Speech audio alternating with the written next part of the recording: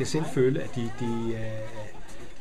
at det er sjovt at komme herned, og de glæder sig til at komme herned. Så det er det grundlæggende, at de skal have nogle gode oplevelser ud af det. Men altså derudover så håber jeg, at de får et kammeratskab ud af det, som de kan have glæde af. Ud over deres selve spejdertiden også. Altså vi ser, at hvor i skolen, der omgås man i meget høj grad kun med sin egen aldersklasse. I spejderbevægelsen, jamen der lærer man at være sammen med og have glæde af børn i andre aldre også. Alle har noget at bidrage med, og alt sammen er værdifuldt, og der skal være plads til alle.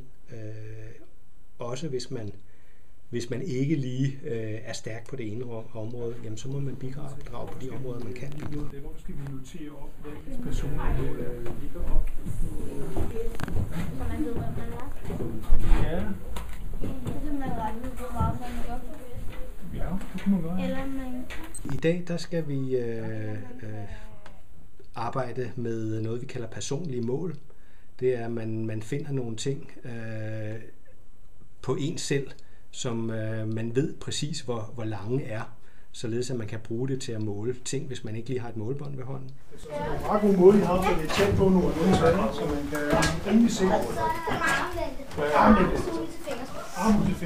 Yes. Det er ikke noget, vi kan mærke på de enkelte børn hernede, at de har nogle værdier omkring deres menneskesyn osv. Men altså, jeg synes, man kan mærke, når man snakker med dem senere hen, når de har været igennem et helt spejderforløb, at deres spejdertid har givet dem utrolig meget. Både omkring medmenneskelighed, men også omkring ledelse. Altså, der er mange i erhvervslivet, som efterspørger folk, der har været spejder, fordi de ved, at de har fået nogle ledelsesværktøjer med igennem fra spejderbevægelsen, som de kan bruge i erhvervslivet senere. Jamen, så skulle du til den der strikke.